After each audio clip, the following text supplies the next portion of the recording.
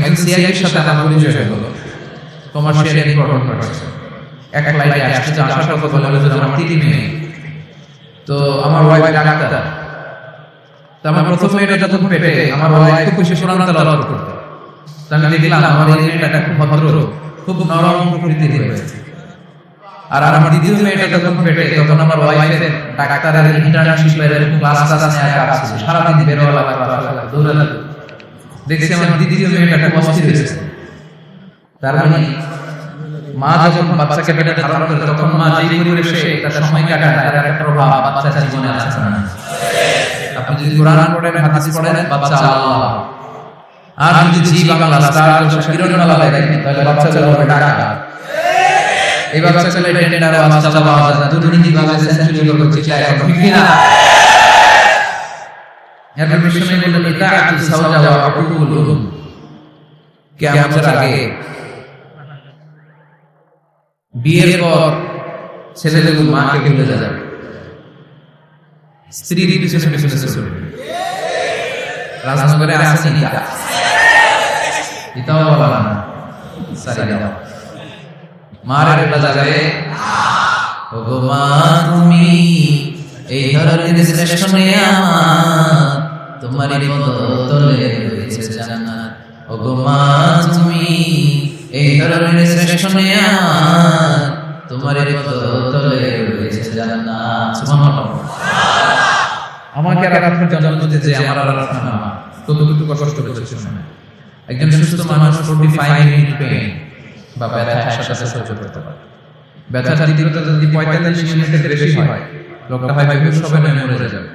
কিন্তু আমাকে আর আপনাকে যখন আমার মা জন্ম দিয়েছিল, তখন তারা 57 মিনিট প্লাস ব্যথা সহ্য করেছে, যেটা কোনো সড়ক দুর্ঘটনা নয়। আপনার 20টা হাড় বা হাড়ি একসাথে টাটা করে ভেঙে গেলে তো ব্যথা তার চেয়ে বেশি হবে। বিষ্ণু বলেছেন লাউকাতা আদা জিলদাক, তোমার চামড়া কেটে যদি মায়ের পায়ের জুতা বানিয়ে দাও, এক ঘট দুধের শুধু আদায় হবে। মায়ের এক ধারা দুধের দাম, কাটিয়া গায়ের চাম, পাপস বানাইলেও ঋণের শোধ হবে না। এমন দরদি হবে কেউ হবে না আমার মা, ঠিক না? রব্বির রহমাতুল্লাহ কেমন রাব্বায়ানি সাগীরা। আল্লাহ তাআলা আমরা মা বাবা হারালাম, আমাদের মা বাবার বরকতে জান্নাতে আল্লাহ বানাও। মায়ের দোয়া কখনো আল্লাহ ফিরিয়ে দেয়, দোয়া করা মাত্র কবুল হয়ে যায়। যুবক ভাইরা যদি মায়ের কষ্ট দিয়ে থাকে, বাবা নেই, আজকে মাহফিলের পরে পা ধরে মাফ চাইবে, পারা যাবে? মা বাবার পা ধরে মাফ চাইলে মা বাবা মাফ না করে থাকতে পারে? মাফ করে দেবে। আপনি যত বড় নামাজি হন, হাজী সাহেব হন, আল্লাহ হন, আপনার মা যদি আপনার উপর নাখুশ থাকে, আপনার সব শেষ। আপনার নামাজ আপনার বাঁচাতে পারবে না। এরপর বিশেষ বললেন যুকফাতুল মাসাজিদ ওয়া তাবাহিদি বিহা।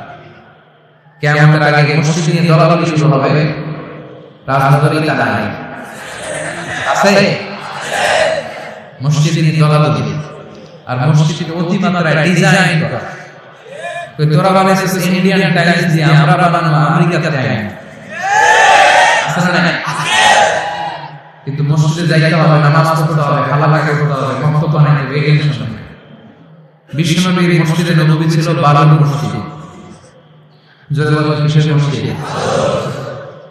বুখারীর বর্ণনা ওয়াকানা সাফুল মসজিদ জারিদিন নাখাল, মসজিদের ছাদ ছিল খেজুর পাতার ছাউনি। কিসের ছাউনি? খেজুর পাতার ছাউনি। বৃষ্টি হলে ঝড় বৃষ্টিতে মসজিদের নববীর উপরে কাদা বালু হয়ে যেত। বিশ্বনবী যখন সেজদা দিতেন, কাদা বালু করে সেজদা দিতেন।